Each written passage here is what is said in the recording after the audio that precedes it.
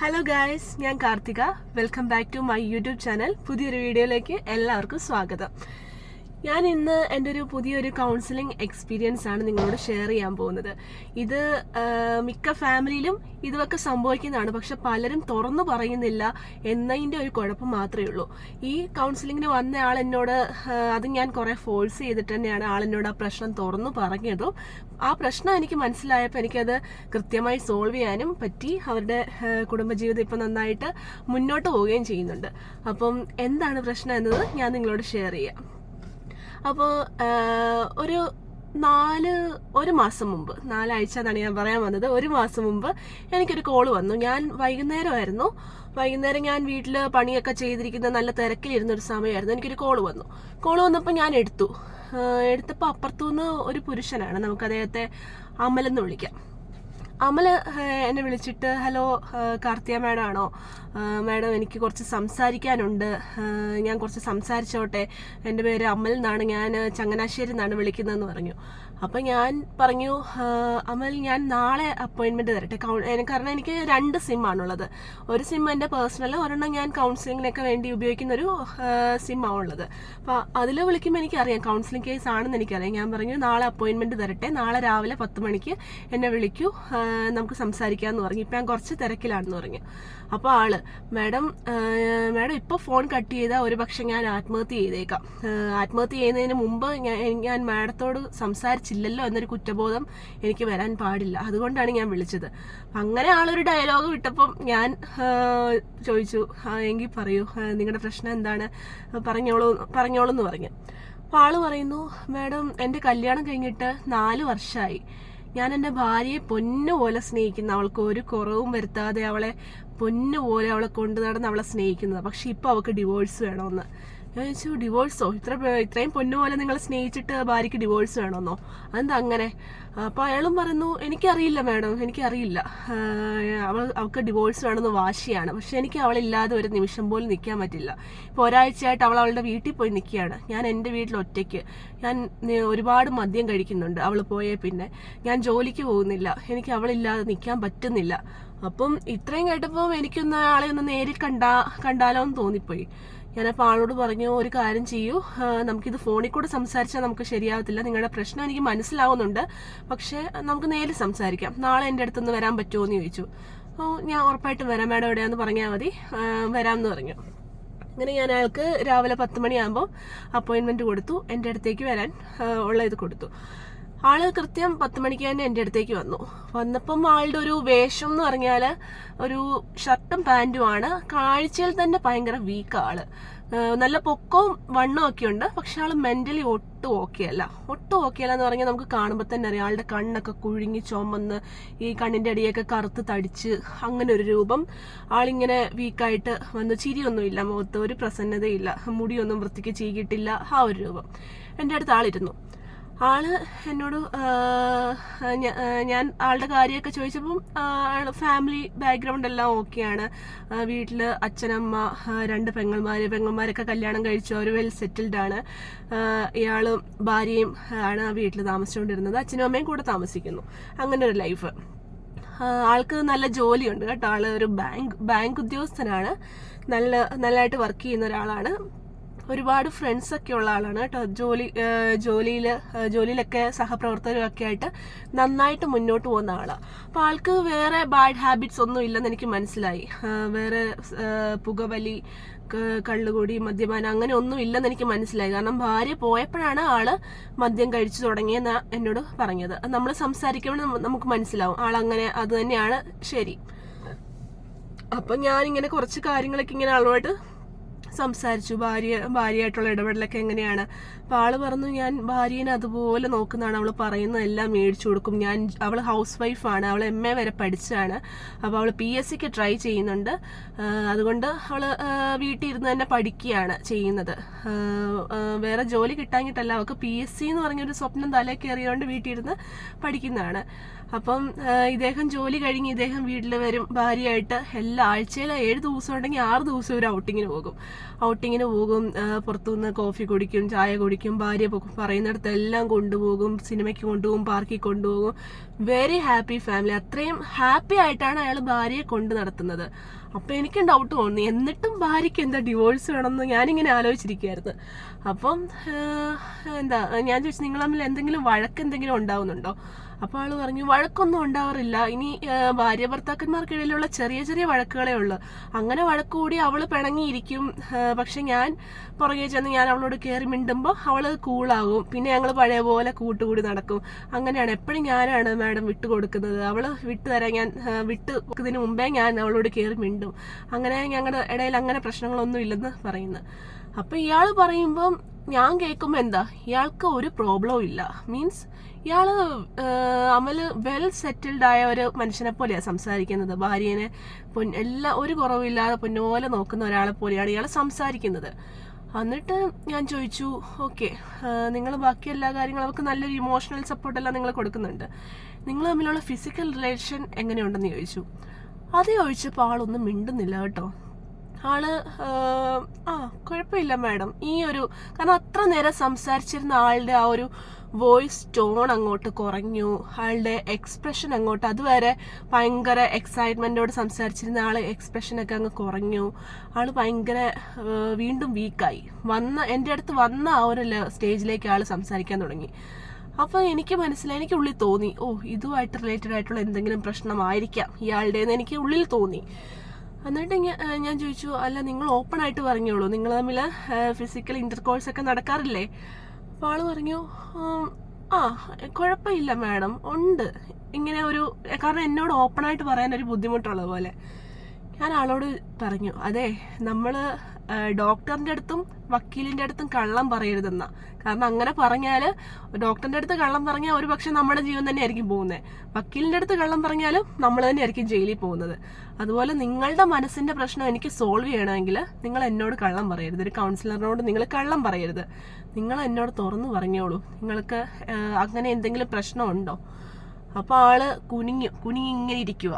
ഞാൻ ചോദിച്ചു, നിങ്ങളുടെ ഐഡന്റിറ്റി, ഞാൻ ചോദിക്കുന്നുണ്ടെന്നും തോന്നരുത്, നിങ്ങളുടെ ഐഡന്റിറ്റി പുരുഷൻ തന്നെയല്ലേ? കാരണം നമ്മുടെ സമൂഹത്തിൽ ഒരുപാട് ആൾക്കാരുണ്ട്. അവര് പുരുഷനാണെങ്കിലും നമുക്ക് എല്ലാവർക്കും അറിയാം, ട്രാൻസ്ജെൻഡേഴ്സ് ഒക്കെ ഉള്ള സൊസൈറ്റിയാണ്. അപ്പൊ ഓരോരുത്തരുടെ ഉള്ളിലാണ് അവരുടെ ഐഡന്റിറ്റി ഇരിക്കുന്നത്. ഇപ്പൊ എന്റെ ഉള്ളിലാണ് ഞാൻ ആണാണോ പെണ്ണാണോ എന്ന് എന്റെ ഉള്ളിലാണ് എനിക്കറിയാം. ഞാൻ പുറകെ പെൺവേഷം മുടിയൊക്കെ വളർത്തി പെണ്ണുങ്ങളുടെ ഡ്രസ്സ് ഇട്ട് നടന്നാലും ഞാൻ ആണാണോ പെണ്ണാണോ എന്നുള്ളത് എന്റെ ഉള്ളിൽ അറിയാവുന്നത്. അതുപോലെ ഓരോ വ്യക്തികൾക്കും അതുപോലെയാണ്. അപ്പൊ എനിക്ക് അങ്ങനെ ഡൗട്ട് തോന്നി. ഞാൻ ചോദിച്ചു, നിങ്ങളൊരു പുരുഷൻ തന്നെയല്ലേ? അപ്പൊ ആള് തലയൊക്കെ ഉയർത്തി, അതെ അതെ അതെ മാഡം, എനിക്കൊരു കുഴപ്പമില്ല, ഞാനൊരു പുരുഷൻ തന്നെയാണ്. അപ്പൊ ഞാൻ ചോദിച്ചു, പിന്നെ എന്താ നിങ്ങൾക്ക് നിങ്ങളുടെ പ്രശ്നം എന്നോട് തുറന്നു പറഞ്ഞോളാൻ പറഞ്ഞു. നിങ്ങൾക്ക് എന്തെങ്കിലും ട്രോമയുണ്ടോ? എന്തെങ്കിലും കുട്ടിക്കാലത്ത് എന്തെങ്കിലും പ്രശ്നം നിങ്ങൾ നേരിട്ടിട്ടുണ്ടോ? അപ്പം അങ്ങനെ ചോദിച്ചപ്പോൾ അതെന്റെ വായിന്ന് അറിയാതെ അങ്ങനെ ചോദിച്ചു പോയതാണ് ഞാൻ. കാരണം എനിക്ക് തുടക്കം തന്നെ എനിക്ക് അങ്ങനെ ചോദിക്കേണ്ട കാര്യമില്ല, കുട്ടിക്കാലത്ത് ഒരു ട്രോമ എന്തെങ്കിലും ഉണ്ടായിട്ടുണ്ടോ. കാരണം നമ്മൾ പതുക്കെ ചോദിച്ച് മനസ്സിലാവുമ്പോഴേ നമ്മളൊരു സ്റ്റേജിലാണ് അങ്ങനെ ചോദിക്കാവുന്നത്. അപ്പോൾ ആൾ എന്നോട് പറഞ്ഞു, മാഡം എനിക്കൊരു കാര്യം പറയാനുണ്ട്, ഞാൻ അത് ഇതുവരെ ഒരാളോട് പോലും പറഞ്ഞിട്ടില്ല, അത് എൻ്റെ ഉള്ളിൽ തന്നെ ഇരിക്കുന്ന ഒരു രഹസ്യമാണ്, പക്ഷെ അതെന്നെ ഇത്രയും വർഷമായിട്ട് എന്നെ വേട്ടയാടിക്കൊണ്ടിരിക്കുക. ഞാൻ ചോദിച്ചു, എന്താണ്? നിങ്ങൾ എന്നോട് പറഞ്ഞോളൂ, അത് അറിഞ്ഞാലേ എനിക്ക് നിങ്ങളെ ഹെൽപ്പ് ചെയ്യാൻ പറ്റത്തുള്ളൂ.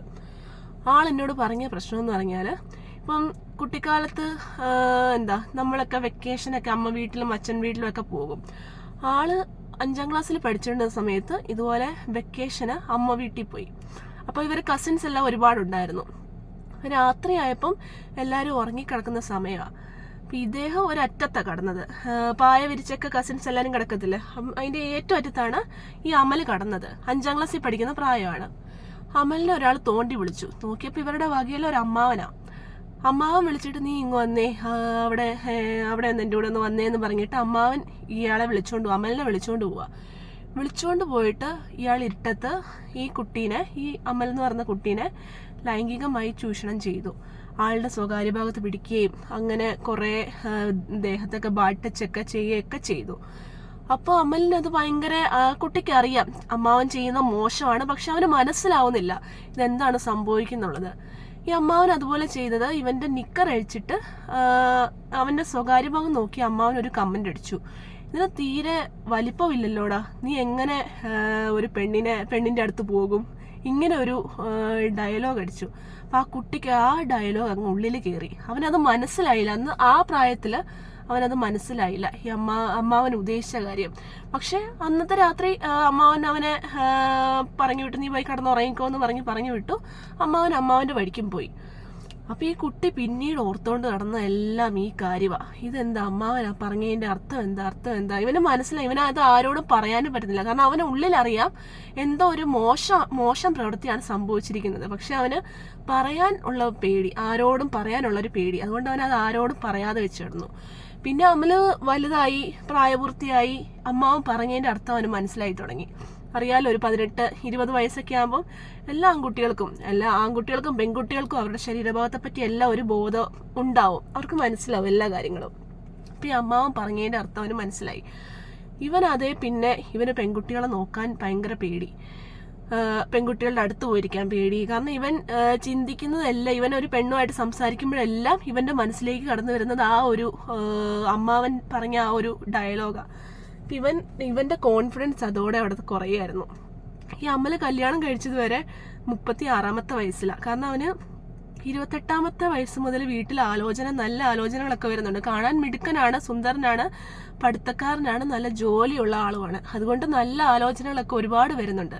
പക്ഷെ അമൽ എല്ലാം ഒഴിവാക്കി വിടുമായിരുന്നു. അവസാനം ഇവന്റെ അമ്മയ്ക്ക് വയ്യാണ്ടൊക്കെ ആയി. അമ്മയുടെ നിർബന്ധപ്രകാരമാണ് അവൻ ഈ കുട്ടീനെ കല്യാണം കഴിച്ചത്.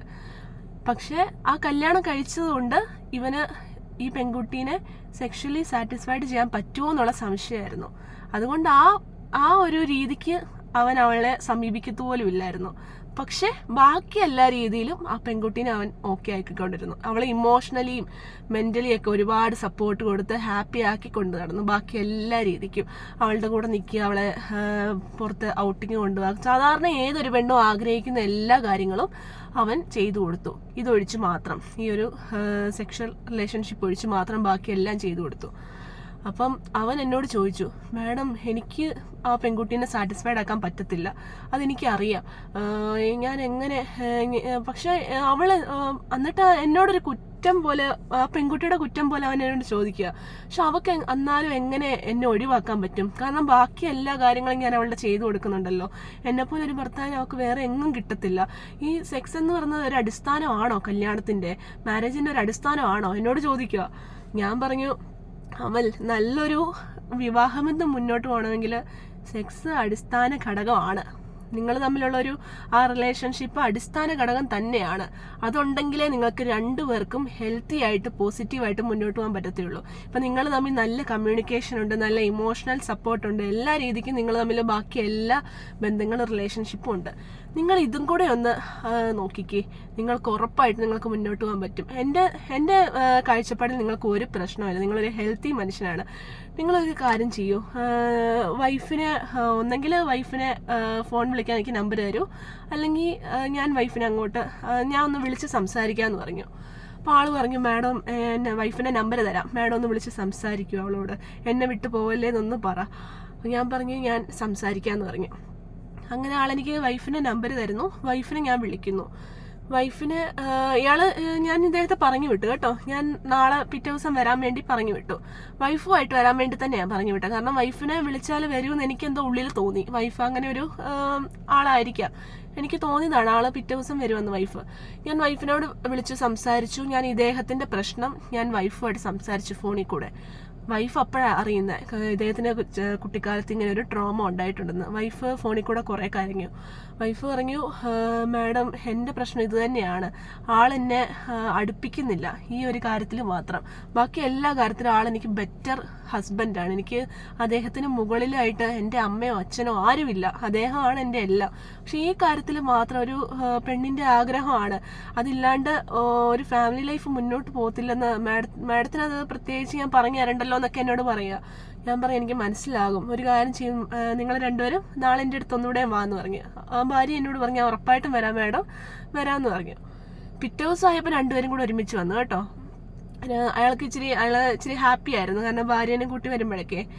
ഞാൻ രണ്ടുപേരെ അടുത്തിരുത്തി ഞാൻ പറഞ്ഞു, നിങ്ങളുടെ പ്രോബ്ലം എന്താണെന്ന് എനിക്ക് മനസ്സിലായി.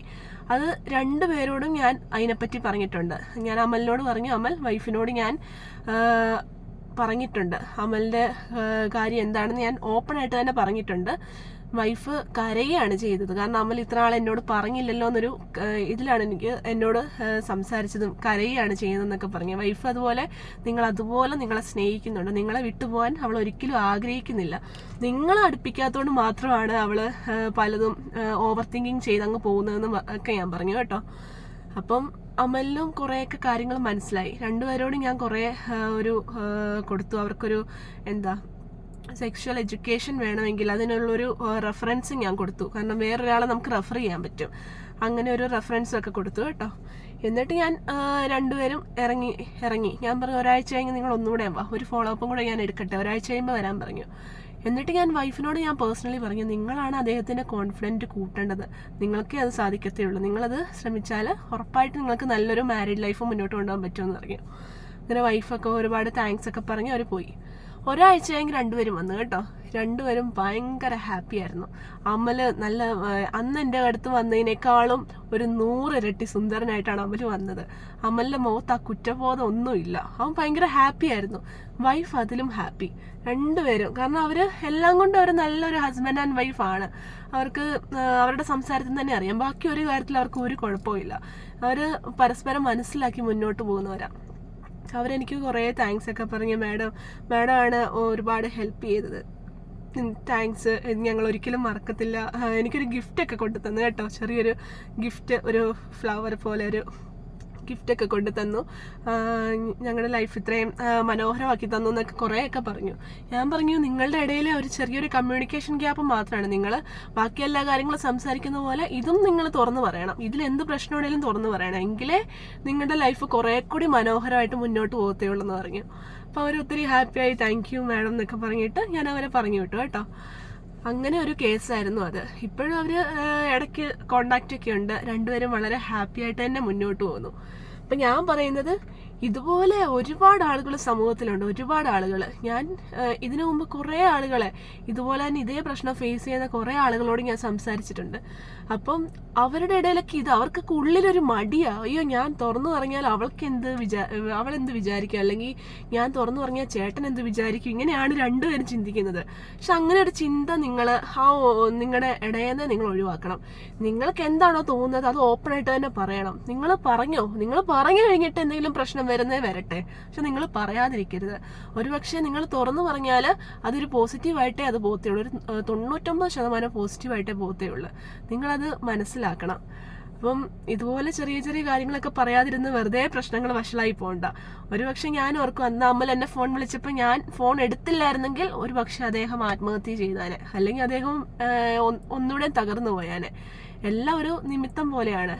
കാരണം ഒരു മീഡിയേറ്റർ വഴി ആള് പ്രശ്നം പറയുകയും ഭാര്യ അറിയുകയും അയാളുടെ പ്രശ്നം കറക്റ്റായിട്ട് സോൾവ് ആവുകയൊക്കെ ചെയ്തു. അപ്പം നിങ്ങളുടെ ഇടയിലൊക്കെ എന്തെങ്കിലുമൊക്കെ പ്രശ്നം ഉണ്ടെങ്കിൽ തുറന്നു പറഞ്ഞാൽ തീരാവുന്ന പ്രശ്നമേ ഉള്ളൂ കേട്ടോ. അപ്പം ഇത്രയേ ഉള്ളൂ ഇന്നത്തെ ഒരു സെഷൻ. അപ്പം ഇതുപോലെ എൻ്റെ അടുത്ത കുറച്ച് എക്സ്പീരിയൻസ് ഒക്കെ ആയിട്ട് ഞാൻ അടുത്ത വീഡിയോയിൽ വരാം. അതുവരെ ബൈ.